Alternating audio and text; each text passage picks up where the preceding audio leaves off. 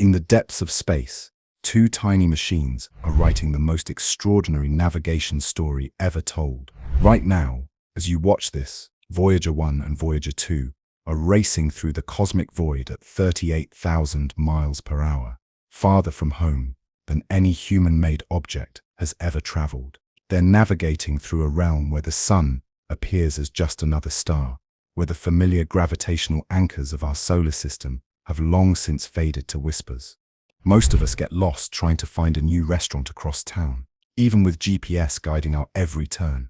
And yet these two spacecraft, launched with the computing power of a 1970s calculator, are threading their way through the infinite darkness of interstellar space with a precision that defies comprehension. But what if I told you that they're doing it almost entirely on their own? That Earth's voice, once their constant guide, now takes over 22 hours to reach them, if it reaches them at all. How do you navigate when there are no roads, no landmarks, no GPS satellites circling overhead? How do you find your way through a void so vast that light itself takes decades to cross it? Join me as we uncover the breathtaking story of how humanity's most distant ambassadors navigate the ultimate frontier, a tale of ingenuity, precision, and the audacious dream of touching the stars themselves. Before we embark on this cosmic journey together, let me know where in the world you're watching from and what time it is for you right now. Are you watching from your morning coffee, or perhaps under the stars? Drop your location and local time in the comments below. I love seeing our global community come together to explore the universe. Picture this. It's 1977. The most powerful computer in the world fills an entire room and has less processing power than the device you're watching this on. Disco is king. Star Wars is about to change cinema forever, and two teams of brilliant engineers are preparing to launch what might be the most ambitious navigation challenge in human history. The Voyager spacecraft weren't just being sent to visit the outer planets. They were being designed to keep going, potentially forever. These weren't short hops to the moon, where mission control could provide constant guidance and course corrections in real time. No, this was something unprecedented, a journey that would take decades, covering distances so vast that by the time ground control sent a signal, the spacecraft might have traveled millions of miles from where it was when the signal began its journey. Consider the magnitude of this challenge. When you drive to a distant city, you have roads, signs, GPS satellites, and the ability to stop and ask for directions. The Voyagers had none of these luxuries. They were being sent into a three-dimensional ocean of nothingness, where the nearest landmark, after leaving our solar system, would be Proxima Centauri, over 4 light-years away. The navigation computer aboard each Voyager had just 69 kilobytes of memory. To put that in perspective, this script you're listening to takes up more digital space than the entire brain of these spacecraft. And yet, with this primitive technology, they needed to navigate not just accurately, but with a precision that would make a Swiss watchmaker weep with envy. The engineers faced a paradox that seemed impossible to solve. How do you program a spacecraft to navigate through unknown territory using 1970s technology when you won't even know what that territory looks like until the spacecraft gets there? It's like trying to write directions to a place that doesn't exist yet, using a map that hasn't been drawn. But here's where the story becomes truly extraordinary. The Voyager team didn't just solve this problem. They solved it so elegantly that their solutions are still teaching us today. They created navigation systems so robust, so cleverly designed, that they've continued functioning flawlessly for over 4 decades, far longer than anyone dared hope. The secret lay not in brute computational force, but in understanding the fundamental laws that govern motion in space. These engineers realized that once you're beyond the chaotic gravitational influences of planets and moons, space becomes remarkably predictable. Newton's laws don't change just because you're far from home. An object in motion stays in motion, and if you can accurately measure where you are and where you're going at any given moment, you can predict your future position with mathematical certainty. They built these spacecraft to be their own navigators, equipped with star trackers that could identify celestial landmarks, gyroscopes that could sense the tiniest rotation, and computers programmed with the positions of distant stars. It was like giving each Voyager its own personal astronomer, compass and map, all rolled into a system weighing less than a small car. The audacity of this vision still takes my breath away. In an era when computers crashed, if you looked at them wrong, these engineers were betting humanity's greatest journey on systems that needed to work perfectly for decades in the harshest environment imaginable. No repair missions would be possible. No software updates could fix critical bugs. Once these spacecraft left Earth, they were entirely on their own. And perhaps, most remarkably of all, it worked.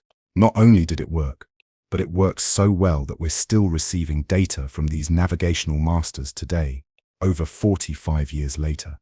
They've become the ultimate testament to human ingenuity, proof that sometimes the most elegant solutions come not from having unlimited resources, but from the creative constraints of an impossible challenge. There's a moment in every deep space mission that mission controllers dread and anticipate in equal measure, the moment when their spacecraft transitions from being an extension of ground control to becoming truly autonomous. For the Voyagers, this transition wasn't sudden. It was a gradual fading, like a conversation growing quieter as someone walks away. In the early days of the mission, communication was almost conversational. Commands sent from Earth would reach the spacecraft in minutes or hours, and responses would come back just as quickly. Mission controllers could guide the Voyagers through their encounters with Jupiter and Saturn, like a parent teaching a child to ride a bicycle, offering constant encouragement and tiny corrections. But space has a way of imposing its own rules. As the Voyagers ventured farther from home, that conversation began to stretch. What started as a quick exchange became a slow, deliberate correspondence. By the time Voyager 1 reached the outer edge of our solar system, a simple "Hello, how are you?" from Earth took over 16 hours to arrive, and the answer took another 16 hours to return. Imagine trying to drive a car when your eyes see what happened 16 hours ago, and your hands don't respond to your brain's commands for another 16 hours. It's not just inconvenient, it's impossible. The Voyagers needed to learn to see, think, and act for themselves. This transition marked one of the most profound shifts in the history of space exploration. For the first time, human-made objects were venturing so far from home that they couldn't rely on human guidance for critical decisions. They had to become their own mission commanders, their own navigators, their own emergency response teams. The engineers had anticipated this moment from the very beginning. They programmed the Voyagers with a hierarchy of decision-making protocols, essentially teaching them to think through problems the way a seasoned astronaut might. If the spacecraft detected a problem with its orientation, it knew to point its main antenna toward Earth and wait for instructions. If it lost track of its position among the stars, it knew to search for familiar stellar patterns and recalibrate its navigation systems. But perhaps most impressively, they programmed the Voyagers to continue their primary mission, navigation through interstellar space. Even if Earth went completely silent, the spacecraft carry within their memory banks the positions and motions of nearby stars, the fundamental constants of physics, and the mathematical relationships that govern orbital mechanics. They are, in essence, self-contained universities of astronomy and navigation.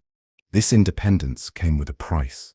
As Earth's voice grew fainter, mission controllers had to learn to trust their mechanical children completely. There would be no more quick fixes, no more real-time troubleshooting sessions. Every command sent to the spacecraft had to be perfect the first time, because by the time you realized you'd made a mistake, the spacecraft might have acted on those instructions and moved millions of miles away. Today, as Voyager 1 races through interstellar space at 38,000 miles per hour, it operates almost entirely on its own. Earth signals, when they do arrive, are like letters from a distant relative, welcome, but not essential for day-to-day survival. The spacecraft has become the ultimate embodiment of human independence, carrying our curiosity and ingenuity into the cosmic frontier on wings of pure mathematics and engineering brilliance. C'est un unravels. This transition from dependence to independence represents more than just a technical milestone.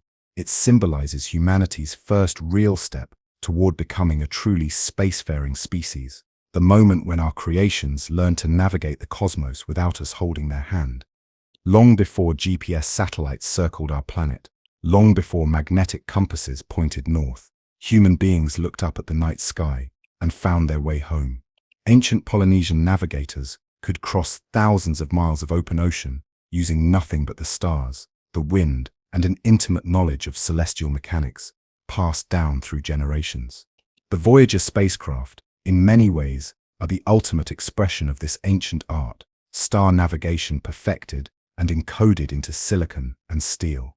But where human navigators had the luxury of experience, intuition, and the ability to adapt to changing conditions, the Voyagers needed something far more precise and reliable, a digital star map burned into their electronic consciousness. Unwyth brisef, like Bydindawri Simon Dardi, Unwyth Condol, this wasn't just a list of star positions, it was a three-dimensional catalogue of the cosmos, complete with the brightness, color, and exact location of thousands of stellar landmarks.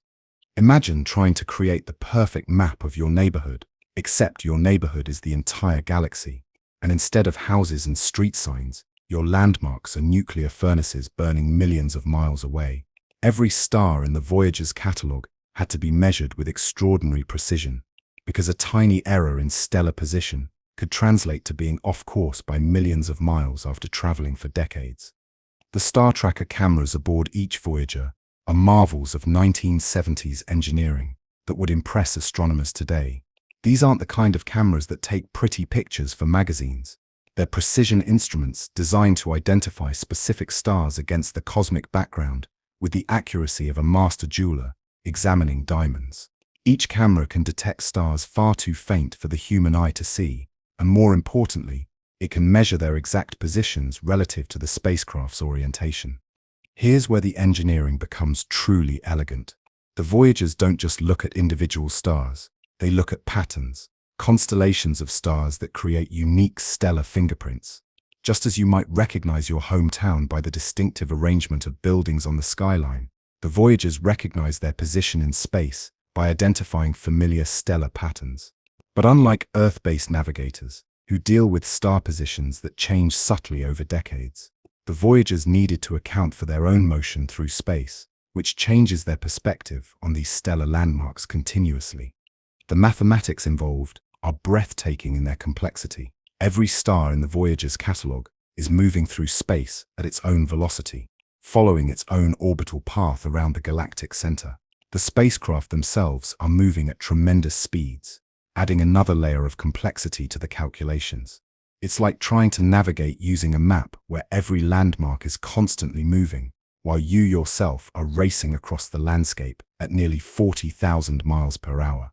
To solve this puzzle, the Voyager navigation computers perform what amounts to a continuous three-dimensional dance of spherical trigonometry. They measure the apparent positions of multiple stars, account for their own motion and the motion of those stars, and calculate their position in space to within a margin of error that would make GPS satellites jealous. They do this not once or twice, but continuously, updating their navigation solution thousands of times per day. But perhaps the most remarkable aspect of the Voyager's stellar navigation system is its resilience. Earth-based navigation systems can fail if satellites go offline, or if electronic interference disrupts signals. GPS can be jammed, compasses can be affected by magnetic anomalies, and radio beacons can malfunction. But the stars are eternal, at least on human timescales. As long as the Voyager's cameras function and their computers can process the data, they will never truly be lost.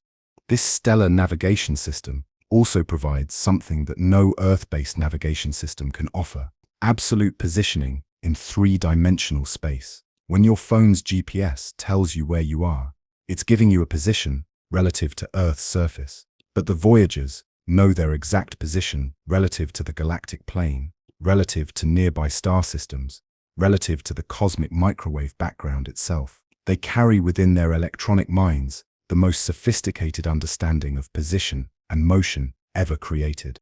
The beauty of this system lies not just in its precision, but in its philosophical implications. The Voyagers navigate by the same stars that guided ancient explorers across Earth's oceans, but they do so with a mathematical understanding of the universe that those ancient navigators could never have imagined. They represent the perfect marriage of humanity's oldest navigation techniques with our most advanced technological capabilities. And as they continue their journey through interstellar space, growing ever more distant from the sun and planets that once dominated their navigation calculations, the stars become not just tools for finding their way, but constant companions on the longest voyage ever undertaken.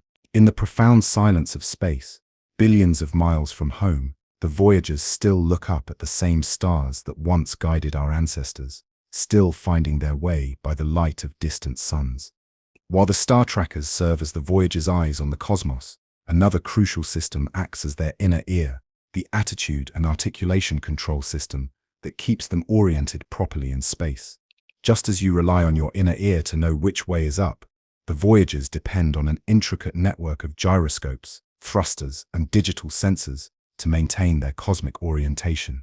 Understanding spacecraft attitude control might seem like a technical detail, but it's actually the foundation that makes everything else possible. A spacecraft that doesn't know which way it's pointing is like a sailor who's lost his compass in a storm. All the stellar navigation in the universe won't help if you can't point your instruments in the right direction. The Voyager's attitude control system is built around a set of 3 gyroscopes, spinning wheels that resist any attempt to change their orientation. It's the same principle that keeps a bicycle stable when you're riding it, or allows a spinning top to defy gravity. But where a toy top eventually slows down and falls over, the Voyager's gyroscopes are designed to maintain their precision for decades. These aren't mechanical gyroscopes like you might find in an airplane from the same era. They're sophisticated digital devices that can detect rotational changes smaller than the width of a human hair at a distance of a mile. When a cosmic dust particle strikes the spacecraft, when solar radiation creates a tiny imbalance, or when the spacecraft fires its thrusters for a course correction, the gyroscopes immediately detect the resulting motion and feed that information to the onboard computer. But here's where the system becomes truly ingenious. The Voyagers don't just detect their rotation, they actively control it. Each spacecraft is equipped with a set of small thrusters, carefully positioned around the spacecraft's frame, like the maneuvering jets on a submarine. These thrusters can fire in precise computer-controlled bursts to counteract unwanted rotation or to deliberately change the spacecraft's orientation. The fuel for these thrusters, hydrazine, is one of the most precious resources aboard the Voyagers. Unlike a car that can pull into a gas station, the Voyagers carry a finite supply of fuel that must last for the entire mission. Every thrust must be calculated with extraordinary precision, not just to achieve the desired attitude change, but to conserve enough fuel for future maneuvers that might be needed decades later. This is where the digital brain of each Voyager proves its worth. The attitude control computer constantly compares the spacecraft's actual orientation with its desired orientation, calculating the minimum thrust needed to correct any deviation. It's like a 3-dimensional balancing act performed with mathematical precision, thousands of times more accurate than any human could achieve manually. The system also includes what engineers call safe modes, backup procedures that engage automatically if something goes wrong. If a Voyager loses track of its orientation, it immediately points its main radio antenna toward Earth and begins a slow, systematic search for familiar star patterns. It's programmed to behave like a lost hiker who climbs to high ground and looks for familiar landmarks, a remarkably human-like response encoded in digital logic. Perhaps most impressively, the attitude control system learns and adapts over time. As components age and the spacecraft's mass distribution changes, fuel gets consumed, equipment may shift slightly, the computer adjusts its control algorithms accordingly. It's constantly updating its understanding of how the spacecraft responds to commands, ensuring that navigation precision actually improves with experience. This digital compass system also enables one of the most crucial aspects of deep space navigation, the ability to point the spacecraft's instruments exactly where they need to be. When the Voyagers encountered Jupiter, Saturn, Uranus, and Neptune, they needed to rotate with split-second timing to capture images and scientific data. The attitude control system made those iconic photographs possible, turning mechanical precision into artistic achievement. Today, as the Voyagers sail through interstellar space, their attitude control systems continue this delicate balancing act. They keep the spacecraft's radio antennas pointed toward Earth for communication, their instruments oriented for maximum scientific return, and their entire trajectory stable for navigation purposes. They've become the ultimate expression of controlled flight, not through the atmosphere of a planet, but through the vast emptiness of space itself. The marriage of stellar navigation and attitude control represents one of humanity's greatest engineering achievements, the creation of machines that can orient themselves in three-dimensional space, using nothing but starlight and mathematics.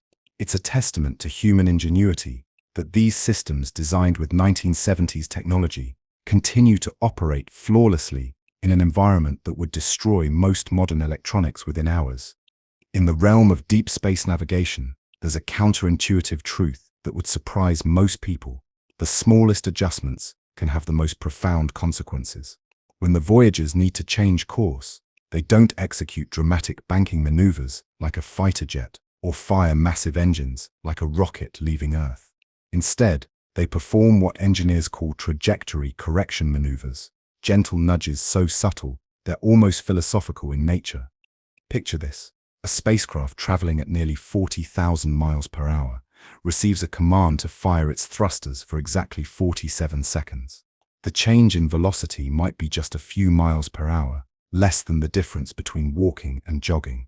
But over the course of years or decades, that tiny adjustment translates to arriving at a target millions of miles away, with pinpoint accuracy instead of missing it entirely.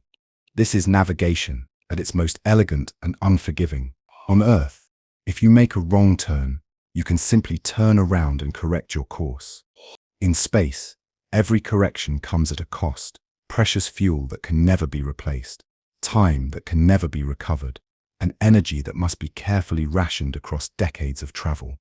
The Voyagers execute these maneuvers with a precision that borders on the supernatural. Mission controllers on Earth calculate the exact thrust vector needed, accounting for the spacecraft's current position, velocity, the gravitational influences of nearby planets, and the desired trajectory change.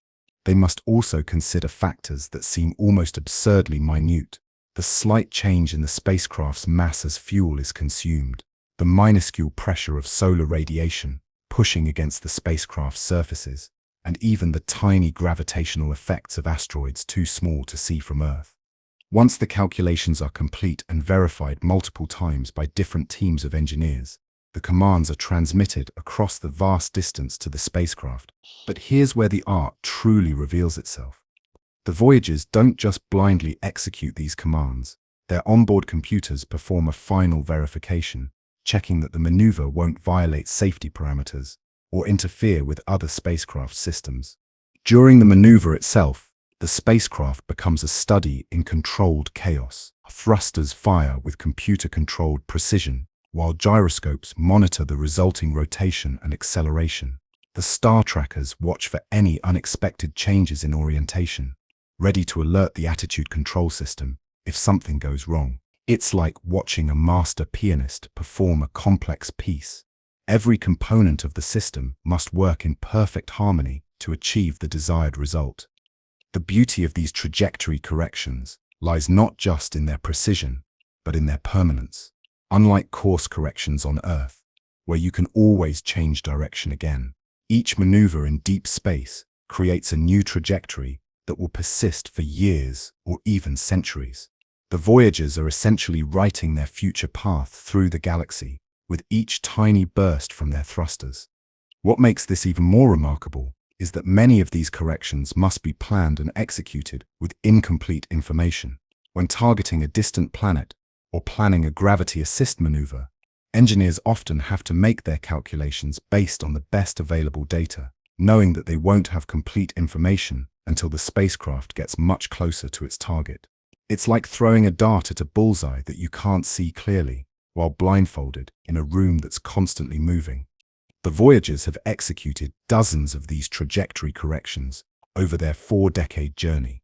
each one a small masterpiece of engineering and mathematics. Some were planned from the beginning, calculated years in advance to optimize the spacecraft's path through the solar system. Others were emergency corrections, rapid responses to unexpected discoveries or equipment malfunctions that threatened to derail the mission.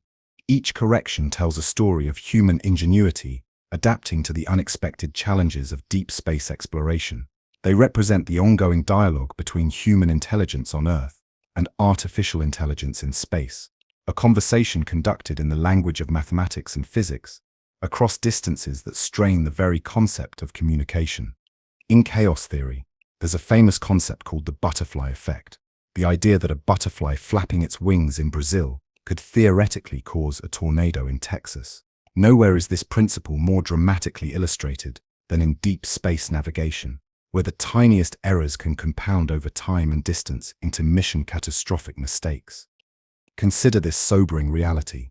If the Voyager's initial trajectory had been off by just 1 degree, an error smaller than the width of your thumb held at arm's length, they would have missed Jupiter by over 12 million miles. Not only would this have meant no stunning photographs of the Great Red Spot, no discoveries about Jupiter's moons, but it would have completely eliminated the gravity assist that allowed the spacecraft to continue to the outer planets. 1 degree of error would have reduced humanity's greatest space exploration achievement to an expensive piece of space junk drifting aimlessly through the outer solar system. This is why navigation in deep space requires a level of precision that borders on the miraculous. Engineers must account for factors so subtle that they were barely understood when the Voyagers were launched. The gravitational influence of asteroids that hadn't even been discovered yet, the pressure of solar radiation, which becomes more complex as the spacecraft's surfaces degrade and change their reflective properties over time. Even the spacecraft's own heat emissions create tiny but measurable forces that can alter its trajectory over decades of flight. The mathematics involved in calculating these trajectories reads like poetry written in equations. Engineers use what's called n-body orbital mechanics, solving gravitational interactions between the spacecraft and every significant mass in the solar system. But unlike the simplified two-body problems taught in physics classes, real spacecraft navigation must account for the simultaneous gravitational influences of the Sun, all the planets, major moons, and even large asteroids. Each calculation builds upon previous calculations in a cascade of mathematical complexity that can amplify small errors exponentially. A tiny miscalculation in Jupiter's gravitational influence doesn't just affect the spacecraft's path around Jupiter, it changes the entire trajectory for the rest of the mission. The spacecraft arrives at Saturn at a slightly different time, from a slightly different direction, with a slightly different velocity, which changes the Saturn encounter, which affects the path to Uranus, and so on. To manage this complexity, mission planners developed what they called error budgets, careful accounting of how much uncertainty they could tolerate in each aspect of the navigation calculation. They knew they couldn't eliminate all errors, so they worked to ensure that the errors they couldn't avoid would tend to cancel each other out rather than compound. This required a fundamental shift in thinking about precision. Instead of trying to calculate the perfect trajectory, engineers learned to calculate trajectories that were robust, paths through space that would still achieve mission objectives, even if small errors accumulated along the way. They built flexibility into their flight plans, identifying decision points where course corrections could compensate for accumulated uncertainties.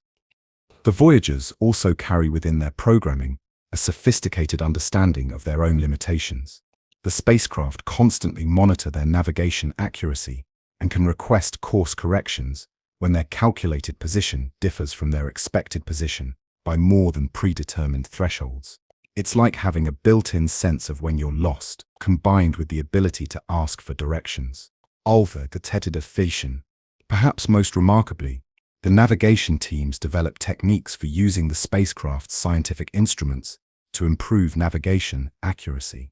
When Voyager 1 photographed Jupiter's moons, those images weren't just scientifically valuable, they were navigation data. By measuring the exact apparent positions of the moons and comparing them to predicted positions, Engineers could determine the spacecraft's location with extraordinary precision and make corrections if necessary. This integration of science and navigation created a positive feedback loop that improved both aspects of the mission. Better navigation led to more accurate targeting of scientific observations, which provided better data for navigation calculations, which enabled even more precise targeting. The Voyagers became self-improving navigation systems, learning and adapting as they flew. Today, as the Voyagers race through interstellar space, they carry with them the accumulated navigation wisdom of 4 decades of flight. Every course correction, every trajectory calculation, every lesson learned from small errors has been integrated into their understanding of how to navigate the cosmos. They've become the ultimate test of humanity's ability to predict and control motion through 3-dimensional space over timescales that dwarf human experience. The butterfly effect in space navigation serves as both a warning and an inspiration. It reminds us that in the cosmic realm, there's no room for carelessness or approximation, but it also demonstrates that with sufficient care, mathematical rigor, and engineering excellence, humans can achieve navigational precision that would have seemed impossible just a few generations ago. No plan survives first contact with reality, and this military axiom applies nowhere more dramatically than in deep space navigation. The Voyagers were launched with carefully calculated trajectories, meticulously planned encounters, and contingencies for every scenario the engineers could imagine. What they couldn't plan for were the discoveries that would fundamentally change our understanding of the solar system and force real-time navigation adaptations billions of miles from home. The first major navigation surprise came at Jupiter in 1979, when Voyager 1's cameras revealed something that would revolutionize planetary science: active volcanism on Io. But for the navigation team, this discovery presented an immediate crisis. The volcanic activity was ejecting material into space, creating a previously unknown gravitational environment around Jupiter. Suddenly, the carefully calculated trajectory that had been planned for years was potentially compromised by sulfur compounds and volcanic debris that no one had anticipated. Mission controllers had to make rapid decisions with incomplete data. Should they alter the trajectory to avoid the volcanic plumes? Would the changed path still provide the gravity assist needed to reach Saturn? They had perhaps days to solve a problem that would normally require months of careful analysis. The solution came from the Voyager's own adaptability. The spacecraft could navigate through the unexpected environment by using their star trackers to continuously update their position and making small thruster corrections to maintain course. But the volcanic discovery paled in comparison to what happened at Saturn. When Voyager 1 arrived in 1980, its cameras revealed that Saturn's rings weren't the simple, uniform structures astronomers had assumed. Instead, they were incredibly complex systems, with thousands of individual ringlets, shepherd moons, and gravitational resonances that created gaps and waves in the ring material. This discovery was scientifically revolutionary, but it also meant that the gravitational environment around Saturn was far more complex than anyone had modeled. The navigation computers aboard Voyager 1 began detecting tiny but persistent changes in the spacecraft's trajectory as it passed through Saturn's system. These weren't the smooth, predictable gravitational influences they had been programmed to expect. They were chaotic perturbations caused by the gravitational interactions between Saturn, its many moons, and the ring particles themselves. The spacecraft was essentially trying to navigate through a gravitational storm that couldn't be predicted from Earth-based observations. Here's where the true genius of the Voyager navigation system revealed itself. Instead of panicking or shutting down, the spacecraft adapted. The onboard computers recognized that their stored models of Saturn's gravitational field weren't matching reality, so they began treating each navigation measurement as new data to be incorporated into updated trajectory calculations. The Voyagers essentially learned about Saturn's gravity field by flying through it, updating their understanding in real time. This adaptive capability became even more crucial when Voyager 2 encountered Uranus in 1986. Uranus had barely been studied from Earth, and almost everything about its gravitational environment was theoretical. When the spacecraft arrived, it found a planet tilted on its side, with a magnetic field completely unlike anything in the solar system, and a collection of moons in orbital configurations that defied easy explanation. The navigation team faced their greatest challenge yet. How do you navigate around a planet when you don't really understand how its gravity works? The answer came from treating the encounter as a continuous navigation experiment. Voyager 2's instruments measured everything: gravitational perturbations, magnetic field variations, the positions and masses of newly discovered moons, and fed that data back into the navigation calculations in real time. This approach paid off spectacularly when Voyager 2 continued to Neptune in 1989. By the time the spacecraft reached the most distant planet in our solar system, the navigation team had learned to expect the unexpected. They had developed protocols for rapid trajectory adaptation, techniques for using scientific discoveries to improve navigation, accuracy, and confidence in their ability to guide the spacecraft through environments that had never been explored before. But perhaps the most dramatic navigation adaptation came when the Voyagers began their transition from planetary exploration to interstellar travel. In the early 2000s, both spacecraft began detecting changes in the solar wind and magnetic field that indicated they were approaching the boundary of our solar system, the heliopause. This region had been theorized, but never directly explored, and the navigation implications were profound. As the Voyagers crossed into interstellar space, they encountered a gravitational environment unlike anything in their programming. The Sun's gravitational influence, while still present, was competing with the gravitational effects of nearby stars and the galaxy itself. The spacecraft had to learn to navigate in what was essentially a new kind of space, not the solar system they had been designed for, but the galaxy beyond. The navigation computers rose to this challenge by fundamentally changing their approach. Instead of treating the Sun as the central gravitational reference point, they began incorporating the motion of the entire solar system through the galaxy into their calculations. They became, in effect, galactic navigators, plotting courses relative to the Milky Way itself, rather than just our local star system. This evolution from solar system navigation to galactic navigation represents one of the most remarkable achievements in the history of space exploration. The Voyagers didn't just adapt to unexpected conditions, they transcended their original design limitations and became something entirely new: humanity's first interstellar navigation systems. Today, as both Voyagers continue their journey through the space between stars, they carry with them the accumulated wisdom of 4 decades of real-world navigation experience. Every unexpected discovery, every rapid adaptation, every lesson learned from the difference between theory and reality has been integrated into their operational knowledge. They've become not just spacecraft, but repositories of human learning about how to navigate the cosmos. The story of how the Voyagers adapted their navigation to unexpected realities is ultimately a story about the power of combining human intelligence with artificial adaptability. It demonstrates that the most successful exploration systems aren't those that follow rigid plans, but those that can learn, adapt, and evolve when confronted with the magnificent unpredictability of the universe. Imagine being able to travel from New York to Los Angeles, not by fighting against the landscape, but by finding rivers of energy that carry you effortlessly across the continent. This is precisely what the Voyager spacecraft accomplished, using gravitational assist maneuvers, riding invisible highways of gravitational force that accelerate spacecraft to speeds impossible to achieve with rocket engines alone. When the Voyagers were being planned in the early 1970s, engineers faced a fundamental problem. Half of the spacecraft needed to reach the outer planets, but conventional rocket propulsion would require massive amounts of fuel, so much that the spacecraft would be more fuel tank than scientific instrument.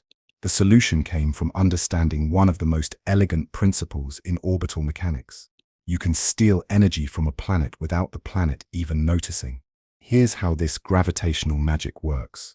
When a spacecraft approaches a planet from behind, relative to the planet's orbital motion around the Sun, it falls into the planet's gravitational well, accelerating as it approaches. As it swings around the planet and heads back out into space, it carries away more energy than it brought with it. The planet loses an infinitesimal amount of orbital energy, while the spacecraft gains a tremendous boost in velocity. It's like a cosmic slingshot that operates on the principle of conservation of momentum, but describing the physics doesn't capture the breathtaking precision required to execute these maneuvers.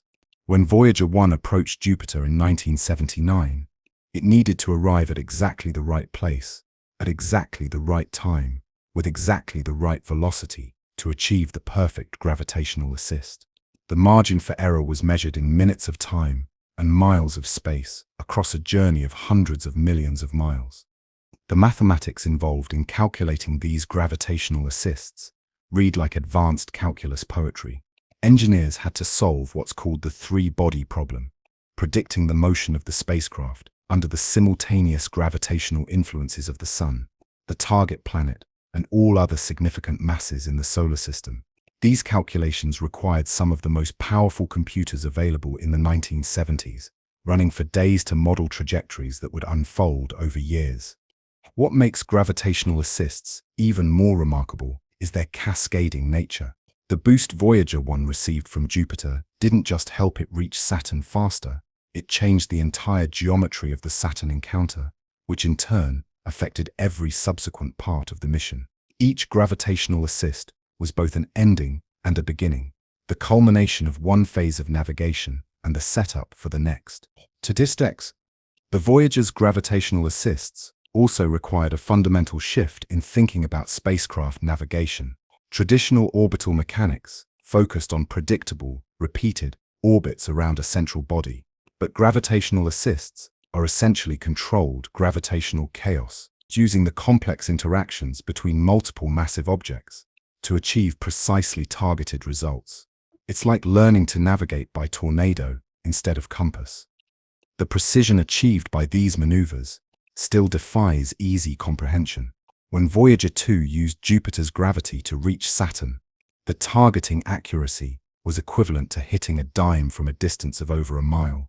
The spacecraft didn't just reach Saturn, it arrived at exactly the right location to set up another perfect gravitational assist that would carry it on to Uranus, then Neptune, and finally into interstellar space. Perhaps most remarkably, the Voyager's gravitational assists were calculated and executed using 1970s computer technology. The flight computers that orchestrated these cosmic ballet movements had less processing power than a modern digital watch, yet they achieved navigation precision that remains impressive by today's standards. It was a triumph of mathematical elegance over computational brute force. The gravitational assists also revealed something profound about the nature of the solar system itself. Each planet the Voyagers encountered was not just a scientific target, but a gravitational stepping stone in a cosmic highway system that had existed for billions of years. These invisible pathways of gravitational energy had been waiting since the formation of the solar system for something intelligent enough to discover and use them. The legacy of the Voyager's gravitational navigation extends far beyond their own mission.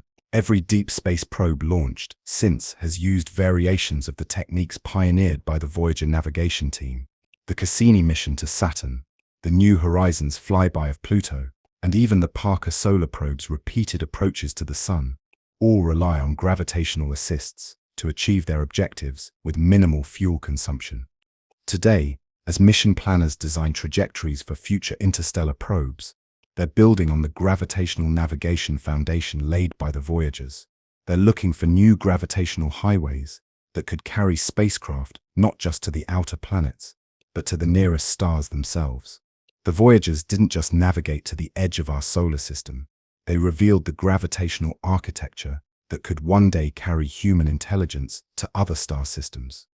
The story of gravitational navigation is ultimately a story about finding elegance in complexity, about discovering that the seemingly chaotic dance of planets and moons actually creates opportunities for precision that would be impossible to achieve through brute force alone.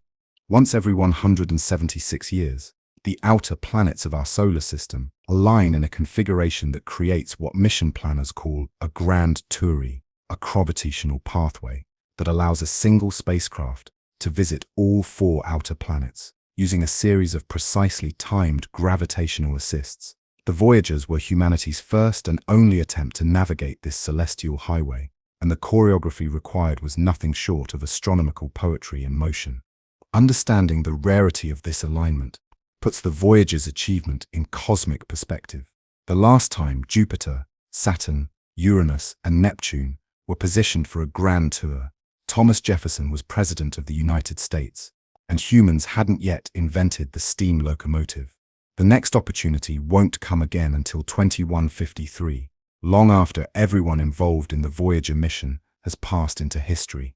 The navigation challenge was like conducting a symphony, where each movement must begin at precisely the right moment, with each instrument joining the performance exactly on cue, across a concert hall, millions of miles wide. Jupiter's gravitational influence had to accelerate Voyager 2 to exactly the right velocity, at exactly the right angle, to arrive at Saturn with the proper trajectory for the next gravitational assist.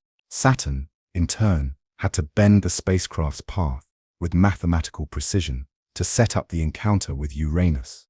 What made this navigation feat even more extraordinary was that the entire sequence had to be calculated years in advance, using the limited computing power available in the 1970s.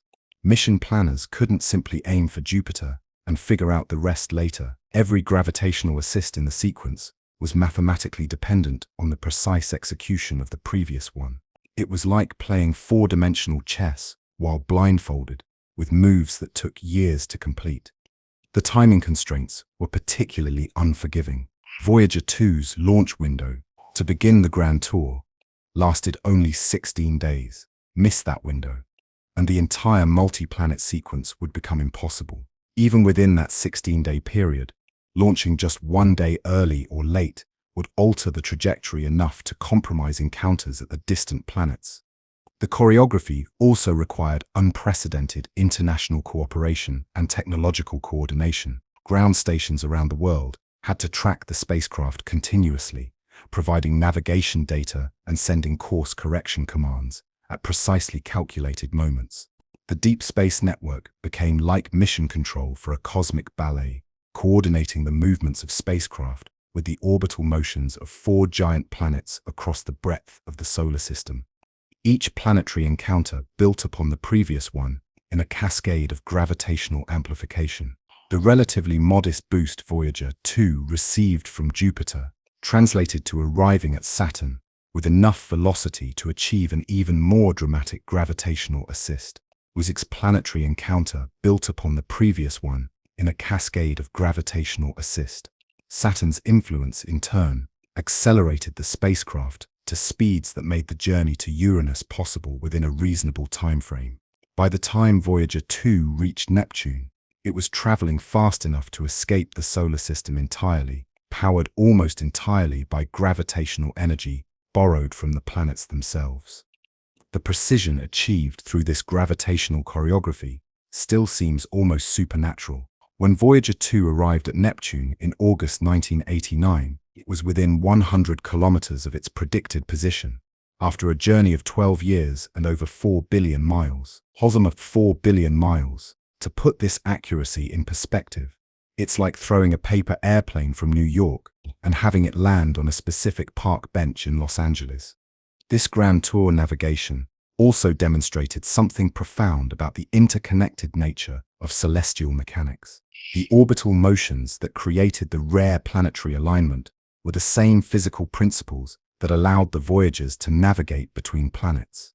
In a very real sense, the spacecraft were surfing gravitational waves that had been propagating through the solar system since its formation 4.6 billion years ago.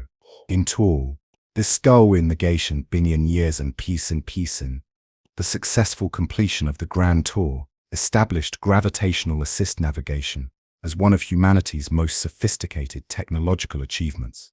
It proved that with sufficient mathematical precision and engineering excellence, humans could choreograph spacecraft motion across the entire breadth of the solar system, using nothing but the gravitational energy already present in planetary motion.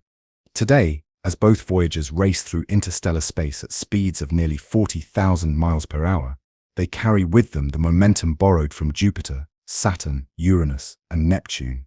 They are literally powered by the orbital energy of giant planets, transformed through human ingenuity into the fastest-moving human artifacts ever created. The Grand Tour wasn't just a navigation achievement. It was humanity's first successful attempt to harness the fundamental forces that govern planetary motion for the purpose of cosmic exploration. In the vast emptiness of space, communication becomes an act of faith as much as engineering. Right now, as you listen to these words, signals from both Voyager spacecraft are racing toward Earth at the speed of light, carrying data across distances so immense that the very concept of conversation becomes almost meaningless.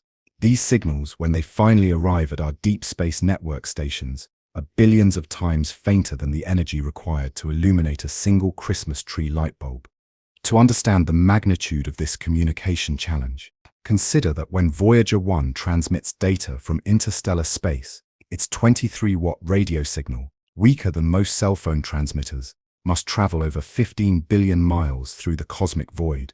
By the time that signal reaches Earth, it has spread out over an area larger than our entire solar system, and the power that finally reaches our receivers is measured in trillionths of a watt. It's like trying to hear a whisper from someone standing on the moon. The engineering required to maintain this cosmic conversation represents one of humanity's most remarkable technological achievements. The Deep Space Network, with its massive 230-foot diameter dish antennas in California, Spain, and Australia, must point with extraordinary precision at a moving target billions of miles away. The pointing accuracy required is equivalent to holding a laser pointer steady enough to hit a dime from a distance of over 200 miles. But raw sensitivity is only part of the communication challenge. The Voyagers are moving away from Earth at tremendous speeds, creating a Doppler shift that changes the frequency of their radio signals. Mission controllers must continuously adjust their receivers to account for this frequency drift, like trying to tune in a radio station that's constantly changing its broadcast frequency.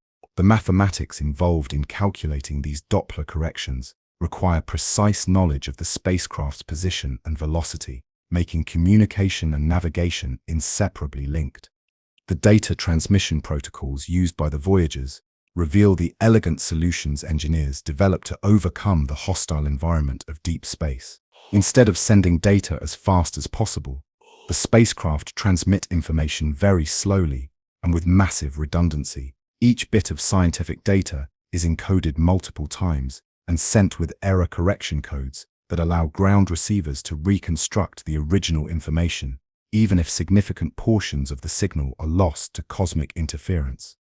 This approach to communication is fundamentally different from terrestrial radio systems. On Earth, if you miss part of a radio broadcast, you've simply lost that information.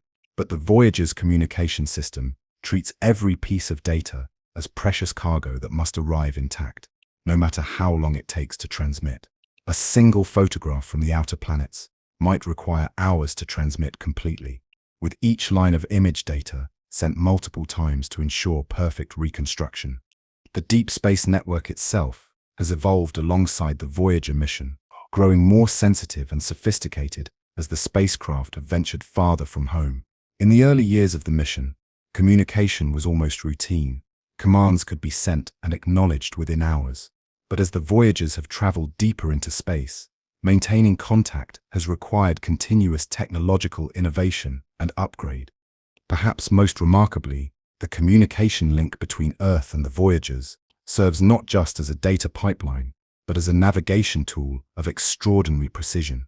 By measuring tiny variations in the radio signal's frequency and timing, engineers can determine the spacecraft's position and velocity with incredible accuracy. This technique, called radio ranging, allows mission controllers to track the Voyager's location to within a few kilometers across distances of billions of miles.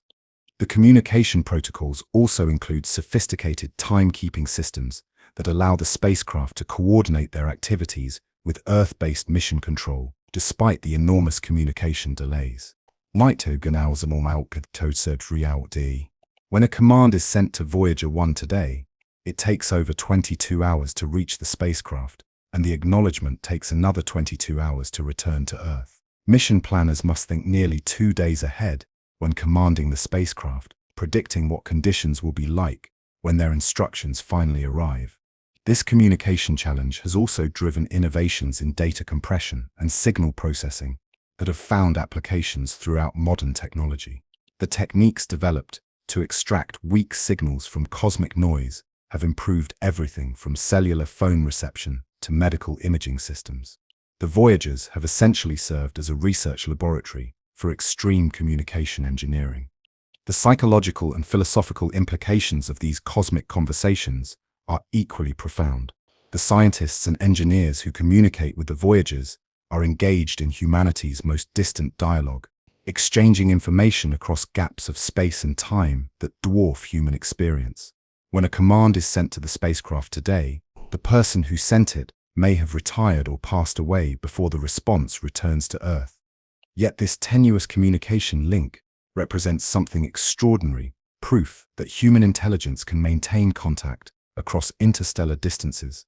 The signals traveling between Earth and the Voyagers right now are the farthest reaching expressions of human consciousness ever created. They carry our questions, our commands, our desire to explore and understand across distances that strain the very concepts of communication and connection.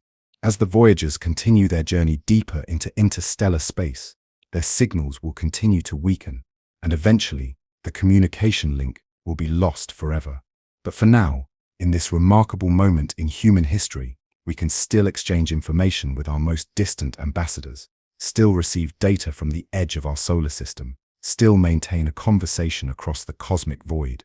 The Deep Space Network's ability to communicate with the Voyagers across such enormous distances serves as both a technological triumph and a poignant reminder of our place in the cosmos. These radio signals, racing through the darkness at the speed of light, represent humanity's longest-reaching voice, carrying our curiosity and intelligence farther from home than any human artifact has ever traveled. There's a melancholy beauty in the slow decline of the Voyager's signals, like watching a sunset that will last decades instead of minutes. Each year, as the spacecraft race farther from home, their radio transmissions become a little weaker, their voices a little harder to hear above the cosmic static. It's a gradual farewell that began the moment they were launched and will continue until their signals finally fade into the background. The fundamental physics of this signal degradation is relentless and unavoidable. Our radio waves, like all electromagnetic radiation, follow the inverse square law. Their intensity decreases proportionally to the square of the distance from their source. This means that when a spacecraft doubles its distance from Earth, the strength of its signal decreases by a factor of 4. As the Voyagers have traveled from millions of miles away to billions of miles away, their signals have weakened by factors of millions. But the engineering response to this challenge has been nothing short of inspired. Instead of simply accepting that communication would become impossible as the spacecraft traveled farther away, the mission teams have continuously upgraded and refined their receiving capabilities. The Deep Space Network has been enhanced multiple times over the past 4 decades, with more sensitive receivers, better signal processing techniques, and improved antenna pointing systems. In many ways, our ability to hear the Voyagers has actually improved even as their signals have weakened. The spacecraft themselves have also adapted to their increasingly tenuous connection with Earth, as their signal strength has decreased. The Voyagers have automatically adjusted their data transmission rates, sending information more slowly but with greater redundancy to ensure it arrives intact. So they've essentially learned to speak more carefully and deliberately as the cosmic distance has made their voices harder to hear. This adaptive communication strategy has created an interesting evolution in the nature of the data we receive from the spacecraft. In the early years of the mission, during the planetary encounters, the Voyagers could transmit high-resolution images and detailed scientific measurements in near real time. Now, as they travel through interstellar space, they send back smaller amounts of more carefully selected data, focusing on the most crucial measurements that can only be made from their unique position beyond the solar system. The fading signal also affects navigation in profound ways. The radio ranging techniques that allow mission controllers to determine the spacecraft's precise position become less accurate as the signals grow weaker. There's more uncertainty in the measurements, more noise in the data, and more difficulty in distinguishing the spacecraft's signal from background interference. The Voyagers are gradually becoming more navigationally independent, not by design, but by necessity. Perhaps most poignantly, the weakening signals are changing the very nature of the relationship between the spacecraft and their human controllers. In the early years of the mission, communication was robust enough to support complex, multi-step procedures and detailed problem-solving sessions. Mission controllers could send diagnostic commands, receive detailed telemetry, and work through technical issues in an interactive dialogue spanning hours or days. Now, communication has become more like correspondence than conversation. Commands must be more carefully considered because the opportunity to send corrections or clarifications is limited by the spacecraft's power budget and the deep space network's available time. Each transmission must be more self-contained, more complete, more final. The spacecraft are slowly transitioning from being remote-controlled robots to being independent explorers, carrying out their missions autonomously. The technical teams managing this gradual communication decline face unique emotional challenges. Many of the engineers and scientists working with the Voyagers today have spent their entire careers listening to these spacecraft. They've developed an almost personal relationship with these mechanical ambassadors, learning to interpret subtle changes in their signals, recognizing the unique characteristics of each spacecraft's telemetry, and feeling genuine concern when communication problems arise. These engineers are essentially managing humanity's first experience with losing contact with our interstellar representatives. They're developing protocols and procedures that may become templates for future deep space missions, learning how to maximize scientific return as communication becomes increasingly difficult, how to prioritize data transmission when bandwidth is severely limited, and how to say goodbye to spacecraft that will continue their missions long after we can no longer hear from them. The fading signals also create a race against time that adds urgency to every interaction with the spacecraft. The Voyager's nuclear power sources are gradually decaying, providing less electrical power each year. This power decline will eventually force mission controllers to shut down instruments and systems, reducing the spacecraft's capabilities, even if communication remains possible. There's a window of opportunity, perhaps another decade or two, during which we can still receive meaningful scientific data from humanity's most distant explorers. This gradual loss of contact serves as a powerful metaphor for the nature of exploration itself. Every explorer eventually travels beyond the range of communication with home, whether they're crossing oceans, climbing mountains, or venturing into interstellar space. The Voyagers represent humanity's first experience with this ultimate form of exploration, sending our intelligence and curiosity into realms so distant that even our fastest communication method, the speed of light itself, cannot maintain a practical connection. As their signals continue to fade, the Voyagers are teaching us something profound about the nature of discovery. Sometimes, the most important journeys are those where you cannot send back detailed reports, where the act of going itself is more important than the ability to describe what you find. On August 25, 2012, humanity crossed a threshold that had existed only in theory for centuries. Voyager 1's instruments registered a sudden change in the cosmic environment around it. The solar wind that had buffeted the spacecraft for 35 years suddenly vanished, replaced by the ancient stellar winds that fill the space between stars. After a journey of over 11 billion miles, Voyager 1 had become the first human-made object to enter interstellar space. But for the navigation systems aboard the spacecraft, this transition presented challenges that no engineer had ever faced in practice.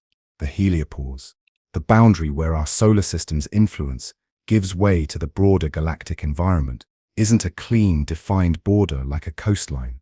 It's more like a turbulent frontier where different cosmic forces compete for dominance, creating a chaotic transition zone that can extend for millions of miles. The navigation implications of this crossing were profound and immediate. Throughout their entire journey, the Voyagers had operated in what's called the heliosphere, a bubble of charged particles and magnetic fields created by our Sun. Within this bubble, the magnetic field lines and particle flows followed predictable patterns that the spacecraft could use for navigation reference. But crossing into interstellar space meant entering a realm where these familiar signposts no longer applied. Think of it like a sailor who had spent his entire life navigating coastal waters, suddenly finding himself in the open ocean.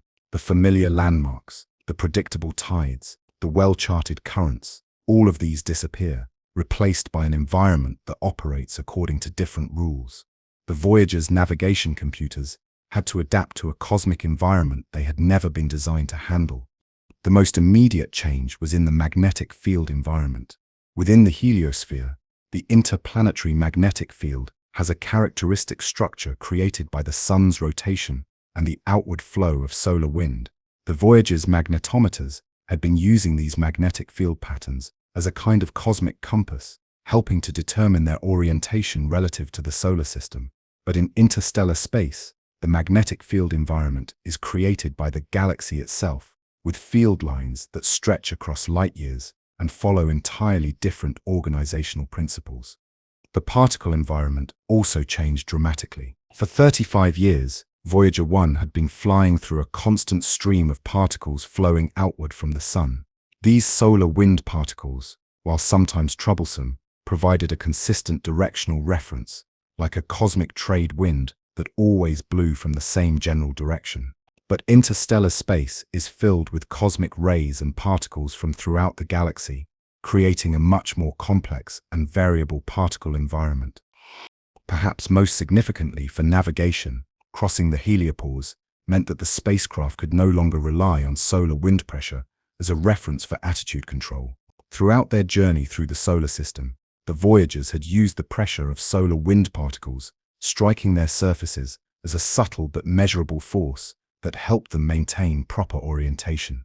In interstellar space, this pressure disappears, requiring the attitude control system to rely more heavily on internal gyroscopes and star tracking. The transition also affected the spacecraft's ability to use radio signals for navigation. The charged particle environment of the heliosphere had a predictable effect on radio wave propagation, allowing mission controllers on Earth to account for signal delays and distortions in their navigation calculations. But the interstellar medium has different properties that affect radio signals in ways that were largely theoretical when the spacecraft were launched. Remarkably, the Voyager's navigation systems adapted to these changes with minimal difficulty. The spacecraft's computers recognized that their stored models of the space environment no longer matched their sensor readings, so they automatically shifted to backup navigation modes that relied more heavily on stellar navigation and internal guidance systems. It was like watching an experienced pilot smoothly transition from instrument flight to visual flight when weather conditions change. The crossing into interstellar space also provided an unexpected navigation bonus. The cosmic ray environment beyond the heliopause is much more intense than within the solar system, and these high-energy particles can be used as a kind of galactic positioning system. By measuring the direction and intensity of cosmic rays from different parts of the galaxy, the Voyagers can actually determine their motion relative to nearby star systems. This transition represents more than just a technical milestone. It's a fundamental shift in the nature of space navigation. The Voyagers have become humanity's first galactic navigators, using reference systems based on the Milky Way galaxy rather than our local solar system. They're pioneering navigation techniques that future interstellar missions will need to master. The successful navigation across the heliopause also validated decades of theoretical work about the structure of interstellar space. The fact that the Voyager's systems continue to function properly in this new environment confirmed many predictions about what conditions would be like beyond our solar system, while also revealing new phenomena that nobody had anticipated. Today, as both Voyagers continue their journey through interstellar space, they're writing the first practical manual for navigation beyond the solar system. Every measurement they make, every system adaptation they perform, every challenge they successfully overcome is contributing to humanity's growing understanding of how to navigate the galaxy itself.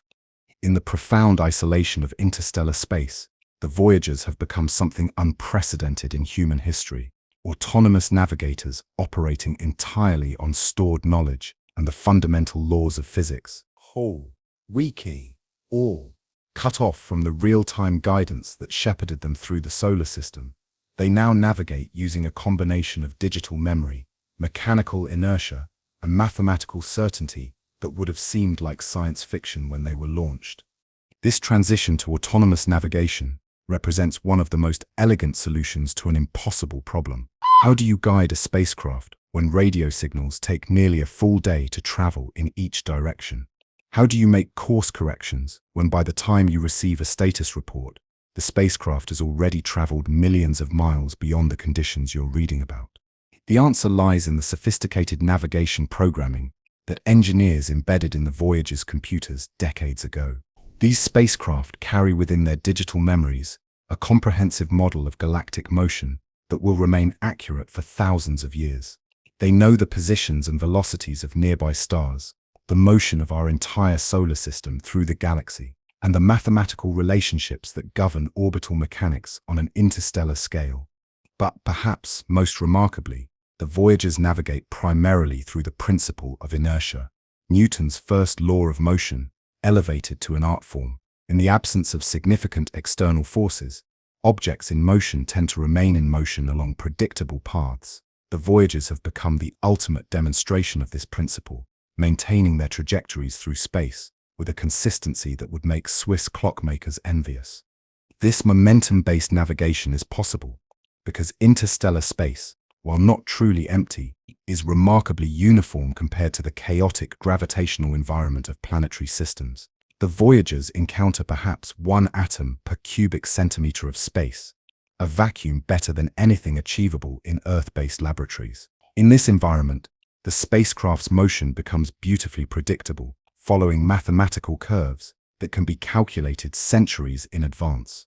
The spacecraft also rely on their stored star catalogs to maintain orientation and verify their position. These digital star maps, encoded in the 1970s, remain accurate enough for navigation purposes across the vast scales of interstellar travel. The stars are so distant that even after decades of travel, the Voyager's perspective on stellar positions has changed only minutely. It's like navigating using landmarks that are painted on the inside of a sphere so large that you can travel for lifetimes without noticing any change in their apparent positions. The gyroscope systems aboard each Voyager have become crucial for maintaining this autonomous navigation capability. These spinning wheels, still functioning after nearly half a century in space, provide the spacecraft with an internal sense of rotation and orientation that doesn't depend on external references. They're like a cosmic inner ear, allowing the spacecraft to maintain their balance and direction even when all other navigation aids fail. The Voyager's autonomous navigation also relies on sophisticated predictive algorithms that calculate their future positions based on their current trajectory and the known gravitational influences they will encounter. These calculations account for the gravitational effects of nearby star systems, the motion of the galaxy itself, and even the subtle influence of dark matter on their long-term trajectory. Perhaps most impressively, the spacecraft can detect and correct for navigation errors using nothing but their own sensor data. If a Voyager begins to drift off course due to an unexpected force, perhaps the pressure of interstellar gas or the gravitational influence of an uncharted object, its navigation computer will recognize the deviation and use its limited fuel reserves to execute corrective maneuvers. This autonomous capability transforms the Voyagers from remote-controlled probes into independent explorers. That they're no longer extensions of human operators on Earth, but genuine robotic explorers capable of making navigation decisions based on their own observations and stored knowledge. They've achieved a form of technological independence that represents a crucial milestone in the development of self-sufficient space exploration systems. The success of momentum-based navigation in interstellar space also provides a template for future missions beyond our solar system. Even you feel the of ball, so it's in dears. It demonstrates that with sufficient initial precision and adequate onboard intelligence, spacecraft can maintain accurate trajectories across interstellar distances without requiring continuous communication with Earth. As the Voyagers continue their eternal journey through the galaxy, they're proving that sometimes the most sophisticated navigation systems are also the most elegant ones. Systems that work with the fundamental forces of the universe, rather than fighting against them, using the cosmos itself as both highway and guidance system for humanity's greatest journey. Imagine waking up in a place where every landmark you've ever known has vanished, where the very rules of navigation you've relied on your entire life no longer apply. This is the reality the Voyager spacecraft face as they journey deeper into interstellar space, a realm where the familiar signposts of solar system navigation become meaningless, replaced by challenges that no human navigator has ever encountered. The first and most disorienting aspect of interstellar navigation is the loss of a central gravitational reference point. Throughout their journey across the solar system, the Voyagers could always orient themselves relative to the Sun, the massive central body whose gravitational influence dominated their local environment. But in interstellar space, there is no such dominant gravitational center. Instead, the spacecraft find themselves in a complex gravitational field created by the collective influence of billions of stars, each contributing its tiny pull to the overall galactic structure.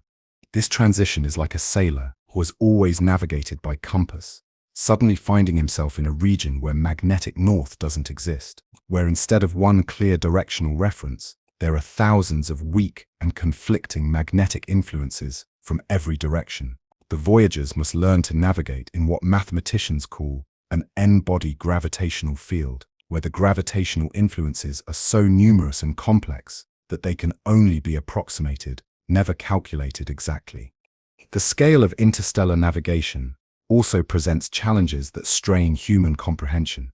In the solar system, distances are measured in astronomical units, the distance from Earth to the Sun, but in interstellar space, the relevant unit becomes the light year, a distance so vast that it takes light itself an entire year to cross it. The nearest star to our Sun is over 4 light-years away, meaning that even traveling at their current speeds, the Voyagers won't reach another star system for tens of thousands of years. This enormous scale makes traditional navigation concepts almost meaningless. Course corrections that would be routine in the solar system become virtually impossible in interstellar space. If the Voyagers needed to change course to reach a specific target star, the energy required would be far beyond their fuel capacity. Instead, interstellar navigation becomes more about understanding where you're going rather than controlling where you end up. The particle environment in interstellar space also creates navigation challenges unknown in the solar system. The cosmic rays that permeate galactic space are millions of times more energetic than the particles in the solar wind, and they come from every direction rather than flowing in predictable patterns. These high-energy particles can interfere with the spacecraft's electronic systems, potentially causing navigation errors or false readings from onboard instruments. More subtly, the interstellar medium itself, the thin gas and dust that fills the space between stars, creates drag forces that, while incredibly small, can affect the spacecraft's trajectory over long periods. It's like trying to navigate while swimming through an ocean, so thin it's barely detectable, but vast enough to eventually slow your motion over cosmic timescales. The magnetic field environment in interstellar space is also fundamentally different from anything the Voyagers experienced in the solar system. Instead of the relatively simple magnetic field structure created by the Sun, interstellar space contains complex magnetic field lines that stretch across light years, shaped by the rotation of the galaxy and the interactions between different stellar systems. These galactic magnetic fields follow patterns that were largely theoretical when the Voyagers were launched, and navigating by their influence requires understanding magnetic phenomena on scales that dwarf anything in our local cosmic neighborhood. Perhaps most challenging of all is the sheer loneliness of interstellar navigation. In the solar system, the Voyagers were always traveling towards something, a planet, a moon, a specific gravitational target that provided both destination and navigational reference point. But in interstellar space, the spacecraft are traveling away from everything familiar, with their next major gravitational encounter potentially thousands of years in the future. This isolation creates psychological as well as technical challenges for the mission teams on Earth. The engineers and scientists who guide the Voyagers must think in terms of timescales that extend far beyond human lifetimes, planning navigation strategies for spacecraft that will continue their journey long after everyone currently involved or of the mission has passed away. The engineers and scientists who guide the Voyagers, well as technical challenges for the mission teams on Earth. The Voyagers are also navigating through a region of space that is largely unmapped, unlike the solar system, where planetary positions can be predicted with extraordinary accuracy thousands of years into the future. Interstellar space contains unknown objects, brown dwarf stars, rogue planets, dense concentrations of interstellar matter that could potentially affect the spacecraft's trajectory in unpredictable ways. Opep inter one-day system were. Might her, 101 rization win a feud of the Mai. Yet remarkably, the Voyagers continue to navigate this alien environment successfully, adapting their systems to work with galactic rather than solar reference frames, learning to orient themselves using star patterns that remain stable over cosmic timescales, and demonstrating that human engineering can create systems robust enough to function in environments that no human has ever directly experienced. The challenges of interstellar navigation are ultimately challenges of perspective, learning to think on scales of space and time that push the boundaries of human imagination, while maintaining the precision and reliability that successful navigation demands. The most poignant aspect of the Voyager's interstellar journey is the race against time that began the moment they were launched. Every system aboard these remarkable spacecraft is slowly degrading, every component gradually failing, every source of power steadily diminishing. The Voyagers are not just navigating through space, they're navigating through their own mortality, fighting a battle against entropy, too, that they are ultimately destined to lose. The nuclear power sources that have sustained the Voyagers for over 4 decades are perhaps the most critical components in this race against time. Each spacecraft carries 3 radioisotope thermoelectric generators, 3Gs that convert the heat from decaying plutonium-238 into electrical power. When the Voyagers were launched, these RTGs provided about 470 watts of electrical power, enough to run several household appliances. Today, they produce less than 250 watts, and the power output continues to decline by approximately 4 watts per year. This steady power loss creates a cascade of difficult decisions for mission controllers. As electrical power becomes more scarce, systems must be shut down in carefully planned sequences to conserve energy for the most critical functions. The spacecraft's heaters, which protect sensitive electronics from the extreme cold of space, were among the first systems to be turned off. Then came some of the scientific instruments, then backup computers, then redundant communication systems. Each shutdown represents both a loss and a strategic choice. When the Voyager's plasma wave instruments were powered down to conserve electricity, we lost our ability to directly study the charged particle environment of interstellar space. When backup attitude control systems were disabled, the spacecraft became more vulnerable to navigation errors if primary systems fail. Mission controllers are essentially managing a controlled decline, trying to maximize scientific return while the spacecraft remain functional. The navigation systems face their own race against entropy. The gyroscopes that provide crucial attitude reference are mechanical devices with spinning wheels that have been rotating continuously for over 45 years. These systems were designed to last perhaps 10 years in the harsh environment of space, yet they continue to function with remarkable precision. But engineers can detect subtle changes in their performance, tiny increases in friction, microscopic wear in bearings, gradual degradation in the electronic sensors that read their output. More insidiously, cosmic radiation has been slowly degrading the spacecraft's computers and memory systems throughout their journey. High-energy particles from deep space occasionally strike the spacecraft's electronic systems, causing what engineers call single-event upsets, brief disruptions that can flip bits in computer memory or cause temporary malfunctions in digital circuits. While the Voyager's computers include error correction systems to handle these events,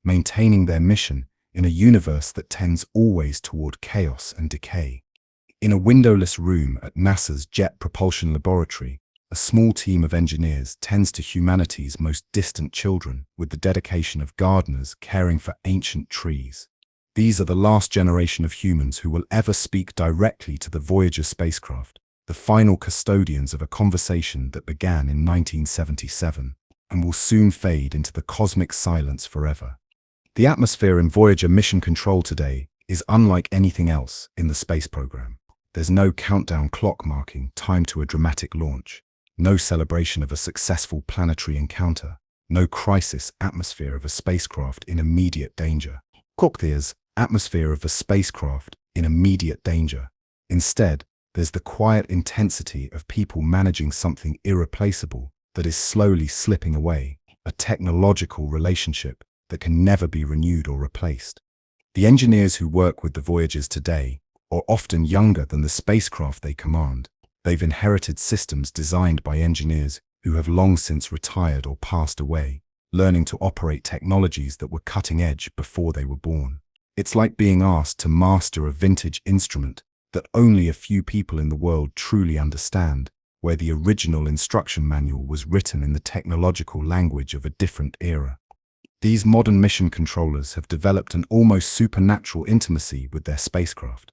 They can interpret subtle variations in telemetry data that would be meaningless to outsiders, detecting changes in system performance that might indicate developing problems months or even years before they become critical. They've learned to think like the spacecraft's original designers, anticipating how 1970s era systems will respond to conditions that their creators never imagined. The daily routine of Voyager mission control has evolved into something resembling a medical practice more than traditional spacecraft operations. Each day begins with a careful examination of the spacecraft's vital signs, power levels, temperatures, system status reports, looking for any indication that the slow process of technological aging is accelerating. When problems are detected, the response is measured and deliberate, like physicians treating a patient whose condition is stable but inevitably declining. The communication protocols have also evolved to reflect the unique challenges of managing spacecraft that are essentially beyond human reach.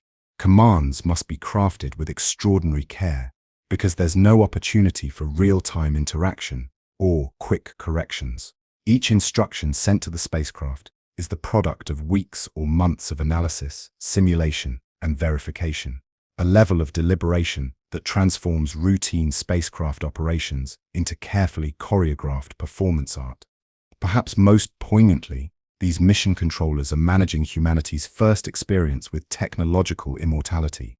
The Voyager spacecraft will continue their journey long after everyone currently involved with the mission has died, carrying human intelligence and curiosity into the galaxy on trajectories that will persist for thousands of years. The engineers working with the spacecraft today are essentially writing the final chapters of a story that will continue without them. The institutional memory surrounding the Voyager mission has become a precious resource in itself. As the original engineers retire, they pass on not just technical knowledge, but intuitive understanding of how these specific spacecraft behave under different conditions. This knowledge transfer process has become as carefully managed as the spacecraft operations themselves, with formal documentation sessions, mentoring relationships, and detailed preservation of the decision-making processes that have kept the mission successful. The psychological challenge of managing these dying spacecraft has created unique stresses for the mission team. Unlike other space missions that end with dramatic failures or planned conclusions, the Voyager missions are fading away gradually, creating a prolonged goodbye that can last for decades.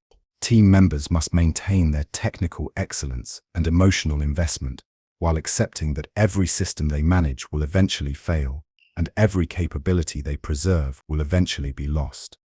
Yet there's also deep satisfaction in this work that transcends normal professional rewards. The mission controllers know they're participating in something that will never happen again: the management of humanity's first interstellar missions during the final phase of their operational lives.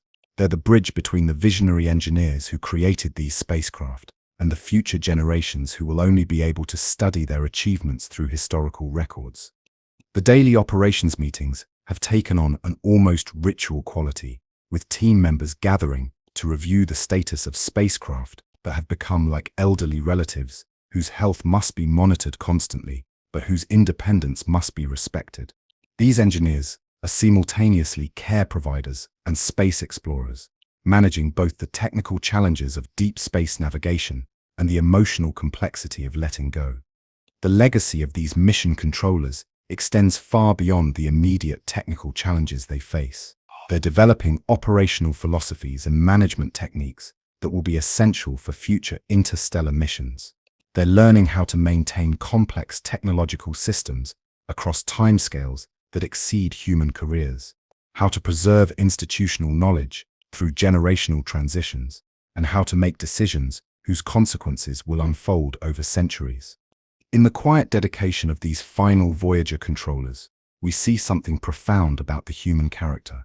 They tend to their ancient spacecraft, not because of fame or recognition, the Voyager planetary encounters that made headlines happen decades ago, but because of a commitment to exploration that transcends personal reward. They represent the best of human curiosity and dedication, ensuring that our most distant ambassadors continue their journey with dignity and purpose, even as their voices grow faint and their systems slowly fail. When the Voyager engineers sat down in the early 1970s to design spacecraft for a 4-year mission to Jupiter and Saturn, they made a decision that would prove to be one of the most prescient in the history of space exploration. They designed for eternity rather than just for the planned mission duration. This philosophy of over-engineering, redundancy, and long-term thinking created spacecraft that have operated successfully for over 4 decades, far exceeding anyone's wildest expectations. This presciency of 4, this entace, EREA. This philosophy of over-engineering, redundancy, and long-term thinking created spacecraft that have operated successfully for over 4 decades. The foundation of the Voyager's longevity lies in what engineers call design margin, building systems that are significantly more robust than the expected mission requirements demand. While many spacecraft are designed with just enough capability to complete their planned objectives, the Voyagers were designed with generous safety factors that assumed nothing would work exactly as planned and everything would be more difficult than expected. This over-engineering philosophy manifested in countless design decisions that seemed excessive at the time but proved crucial decades later. The spacecraft's computers were given multiple times more memory than their primary mission required. The power systems were designed to operate efficiently, even as their output declined over time. The communication systems included multiple backup modes that could maintain contact, even if primary systems failed. Perhaps, most importantly, the Voyagers were designed with what engineers call graceful degradation, the ability to continue functioning even as individual components fail, rather than catastrophic failure modes, where a single malfunctioning part could disable the entire spacecraft. The Voyagers were designed to automatically reconfigure themselves around failed components, switching to backup systems and reduced capability modes that preserve core functions. The redundancy built into these spacecraft is extraordinary by modern standards. Each Voyager carries duplicate systems for almost every critical function. 2 computers, 2 radio transmitters, 2 sets of attitude control thrusters, backup power converters, and redundant data storage systems. This redundancy was expensive and added weight to the spacecraft, but it provided insurance against the inevitable failures that occur during long-duration missions. The navigation systems were designed with particular attention to long-term operation. The star tracker cameras used technology that was deliberately chosen for its stability over decades rather than maximum performance. The gyroscopes were built with materials and tolerances that could maintain precision even after years of continuous operation in the harsh environment of space. The attitude control computers were programmed with algorithms that could adapt to changing spacecraft characteristics as fuel was consumed and components aged. The engineers also made the prescient decision to design these systems for autonomous operation. While this autonomy was initially intended to handle the communication delays encountered at the outer planets, it proved essential for interstellar operations where Earth contact became increasingly tenuous. The spacecraft were essentially taught to think for themselves, with decision-making algorithms that could handle unexpected situations without requiring instructions from Earth. The materials science that went into the Voyagers also reflected this eternity-focused design philosophy. Components were selected not just for their immediate performance, but for their expected behavior. After decades of exposure to cosmic radiation, temperature cycling, and mechanical stress, the materials science that went into the Voyagers also reflected this eternity-focused design philosophy. Metals were chosen for their resistance to fatigue, plastics were selected for their stability under radiation exposure, and electronic components were tested for long-term reliability rather than just initial performance. The software architecture of the Voyagers was also designed with long-term operation in mind. The computer programs that control these spacecraft are remarkably stable and efficient, designed to run continuously for decades without the kind of updates and patches that characterize modern computer systems. The software architecture of the Voyagers was also designed with long-term operation in mind.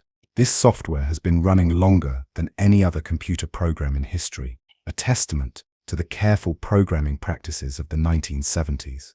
This engineering for eternity also required a different mindset about mission success.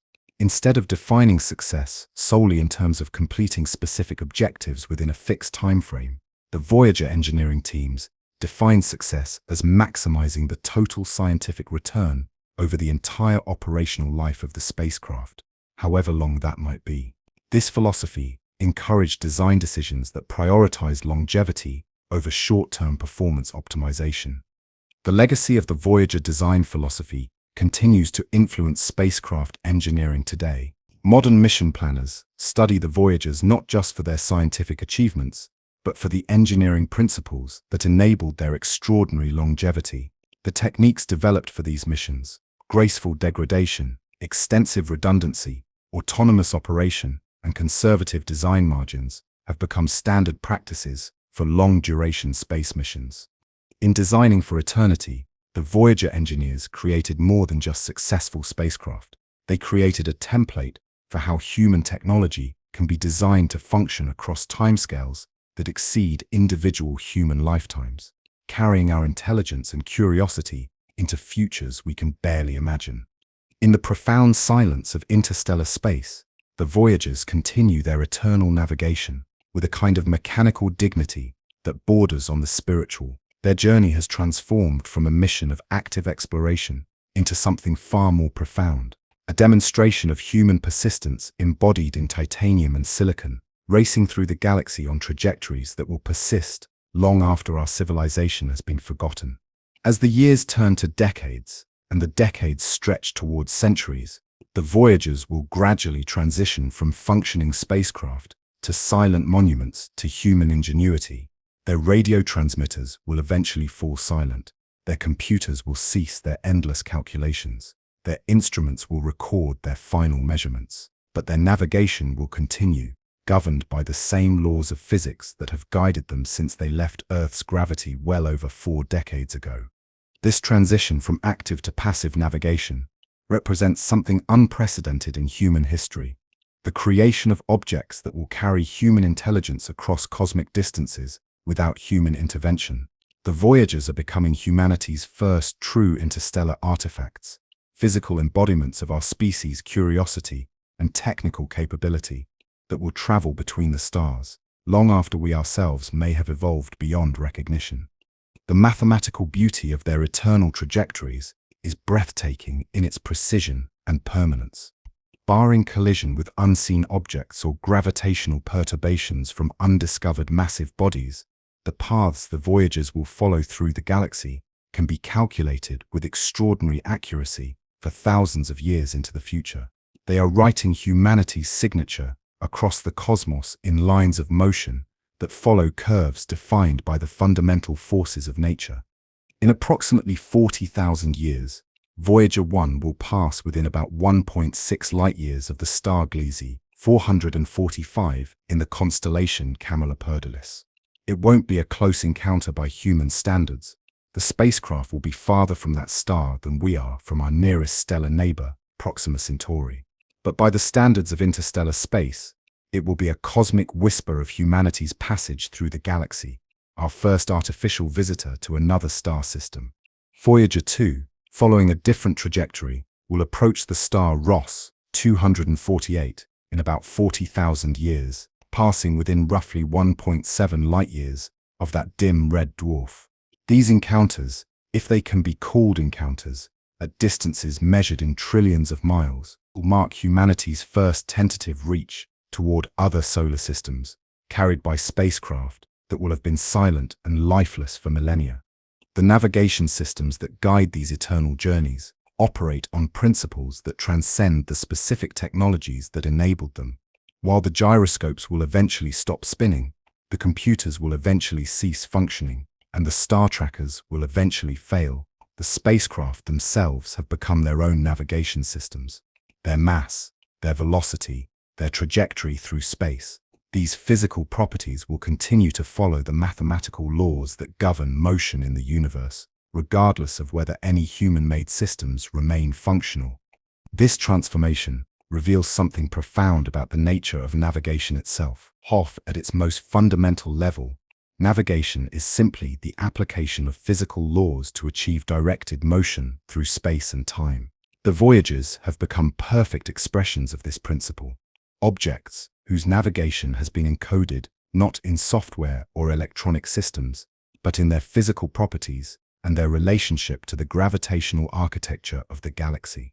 The silence that will eventually overtake these spacecraft adds a poetic dimension to their eternal navigation. They will travel between the stars as humanity's first truly silent ambassadors, carrying their messages and memories through the cosmic void without the ability to report on what they discover or where they go. They will become the ultimate expression of exploration without communication, pure journey without the possibility of return or report. Yet even in their silence, the Voyagers will continue to serve as navigational pioneers for future generations. The trajectories they follow, the regions of space they explore, the very fact of their successful passage through the interstellar medium, all of this information will be valuable for future missions that may follow in their paths. They are mapping routes through the galaxy that human civilization may someday use for more ambitious journeys. The philosophical implications of these silent navigators are equally profound. They represent humanity's first attempt at achieving a kind of technological immortality, creating objects that will persist long after their creators have vanished. They carry with them not just scientific instruments and communication equipment, but examples of human engineering, human curiosity, and human dreams of reaching beyond our planetary boundaries. In the vast scales of galactic time, the Voyager's navigation will continue for millions or possibly billions of years, outlasting not just human civilization, but potentially the sun itself. They will become fossil artifacts of an intelligent species that once looked up at the stars and decided to touch them, physical evidence that consciousness once arose on a small planet orbiting an ordinary star and reached out to explore the cosmos. The silent navigation of the Voyagers through eternity serves as both an end and a beginning, the conclusion of humanity's first interstellar missions and the opening movement of our species' expansion into the galaxy. They navigate now not toward any specific destination, but toward possibility itself, carrying the seeds of human curiosity into futures we cannot imagine. The Voyager's navigation legacy extends far beyond their individual achievements, creating a foundation of knowledge and technique that will guide human space exploration for generations to come. The sträsing till the now or beer the need. Every challenge they faced, every solution they pioneered, every successful adaptation they made has been carefully documented and analyzed, creating a comprehensive manual for interstellar navigation that future missions will build upon.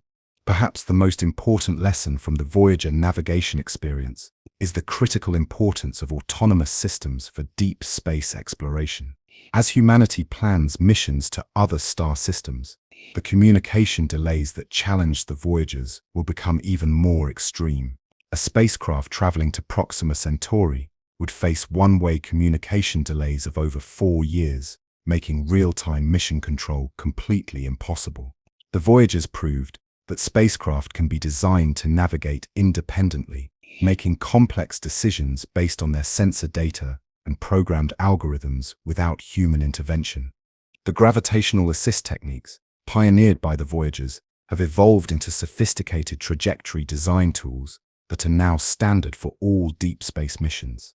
The mathematical principles they demonstrated, using planetary gravity wells as energy sources for interplanetary travel, have been refined and expanded to enable missions that would have been impossible with conventional propulsion alone. Future interstellar missions will use even more complex gravitational assist sequences, potentially using the gravity of the Sun itself to accelerate spacecraft to significant fractions of the speed of light. The Voyagers also demonstrated the critical importance of designing spacecraft for graceful degradation and long-term operation. Modern mission planners now routinely design systems that can continue functioning even as individual components fail, incorporating the redundancy and fault tolerance principles that kept the Voyagers operational decades beyond their planned mission lives. The Summation U-Fur. Modern mission planners now routinely design systems that can continue functioning even as individual components of design systems that can continue functioning even as individual components fail, incorporating the redundancy and fault tolerance principles that kept the Voyagers operational decades beyond their planned mission lives. This design philosophy is essential for interstellar missions, where repair or replacement will be impossible and mission durations may span centuries. The navigation techniques developed for the Voyagers have contributed to revolutionary advances in precision astronomy and astrometry. The star tracking systems that enabled their navigation have evolved into the technology used by space-based observatories like Gaia, which has mapped the positions and motions of over 1 billion stars with extraordinary precision. This stellar cartography will provide future interstellar navigators with navigation databases far more comprehensive than anything available to the Voyagers. The data collected by the Voyagers as they transitioned from the solar system to interstellar space has also provided crucial information about the structure and properties of the local interstellar medium. This information is essential for planning future missions, as it helps engineers understand the environmental conditions that interstellar spacecraft will encounter. The Voyagers revealed that interstellar space, while nearly empty, contains enough matter to create measurable drag forces over cosmic timescales, information that will be crucial for designing spacecraft intended to travel between star systems. The communication and navigation integration pioneered by the Voyagers has become a standard technique for deep space missions. The use of radio signals for both data transmission and precision navigation, a technique called radio ranging, allows spacecraft to serve as their own navigation beacons while simultaneously communicating with Earth. This technique has been refined to enable navigation accuracy of a few kilometers across distances of billions of miles, precision that will be essential for targeting future interstellar missions. The Voyagers also demonstrated the importance of international cooperation in managing deep space navigation. The Deep Space Network, with stations on 3 continents, provided the global coverage necessary to maintain contact with spacecraft, as Earth's rotation would otherwise break communication links. Future interstellar missions will require even more sophisticated international coordination, possibly including relay satellites positioned throughout the outer solar system to maintain communication with spacecraft traveling to nearby stars. The thermal management techniques developed for the Voyagers have influenced the design of all subsequent deep space missions. Operating in the extreme cold of interstellar space, far from the sun's warming radiation, required innovative approaches to maintaining electronic systems at functional temperatures while conserving limited electrical power. These techniques are being applied to missions exploring the outer solar system and will be essential for spacecraft traveling to other star systems. The software engineering practices used for the Voyagers have also provided valuable lessons for future missions. The computer programs that have controlled these spacecraft for over 4 decades represent some of the most stable and reliable software ever created. The programming techniques used, extensive error checking, conservative resource management, and careful attention to long-term stability, have become standard practices for mission-critical space systems. Perhaps most importantly, The Voyagers demonstrated that interstellar navigation is not just theoretically possible, but practically achievable with careful engineering and mathematical precision. They proved that human technology can function reliably in the interstellar environment and that spacecraft can maintain precise trajectories across the vast distances between stars.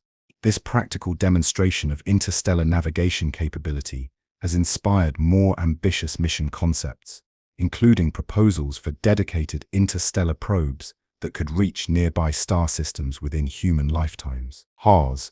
The Voyagers have also contributed to our understanding of the galactic environment through which future interstellar missions will travel. Their measurements of cosmic rays, magnetic fields, and interstellar particles have provided the first direct data about conditions in the local interstellar medium. This information is being used to design shielding systems and navigation strategies for future missions that will need to operate in this environment for decades or centuries. Current mission concepts, like Breakthrough Starshot, which envisions using laser propulsion to send tiny probes to Proxima Centauri at 20% of the speed of light, rely heavily on navigation principles pioneered by the Voyagers. While the scales and speeds are different, the fundamental challenges of autonomous navigation, precision targeting, and long-duration operation in interstellar space remain the same. The institutional knowledge and operational experience gained from managing the Voyager missions has also created a generation of engineers and scientists with unique expertise in long-duration space navigation. This human expertise is as valuable as any technological achievement, providing the institutional memory and practical experience that will guide future interstellar mission design and operations. As we look toward humanity's next steps into interstellar space, the Voyagers serve as both inspiration and instruction manual. They demonstrated that with sufficient care, mathematical precision, and engineering excellence, humans can create navigation systems that function across cosmic distances and timescales. They proved that interstellar exploration is not just a science fiction dream, but a practical possibility that lies within reach of human technology and determination.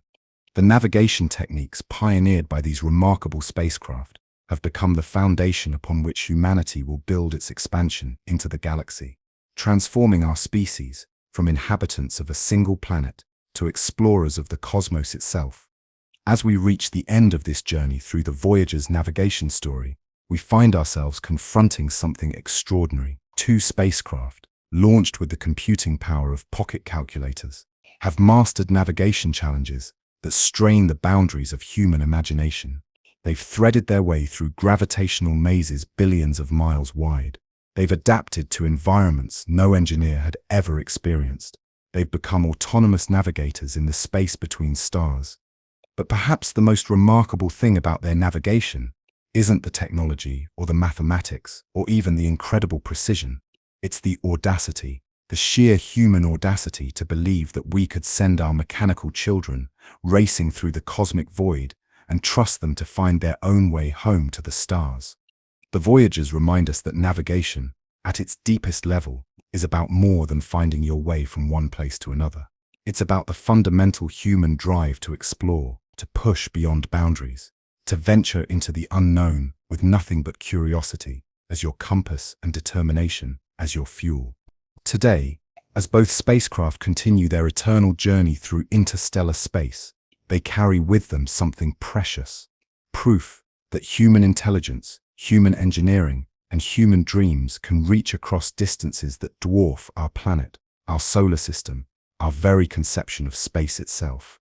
They navigate now not toward any earthly destination, but toward infinity itself, our first ambassadors to the galaxy, finding their way by starlight and mathematics through the endless night between worlds.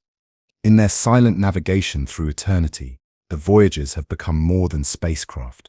They've become symbols of humanity's greatest navigation achievement, the discovery that with sufficient courage and careful preparation, there are no destinations too distant, no journeys too long, no frontiers too vast for the human spirit to explore.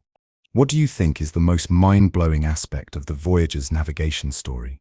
Is it the gravitational assists that turned planets into cosmic slingshots? the autonomous systems that learn to navigate by starlight alone, or perhaps the sheer audacity of trusting 1970s technology to guide our most distant ambassadors. Share your thoughts in the comments below. I read every single one and love hearing your perspectives on these incredible achievements. If this deep dive into interstellar navigation has sparked your curiosity about humanity's greatest space adventures, I'm grateful you joined me on this cosmic journey. Consider subscribing if you'd like to explore more stories about how we navigate the impossible, engineer the extraordinary, and reach for destinations that exist only in our boldest dreams. The universe of discovery never ends, and every answer we uncover reveals new questions waiting to be explored. Ready for your next expedition into the cosmos? Our playlist holds more adventures in space exploration, each one a doorway to understanding how we've learned to touch the stars themselves.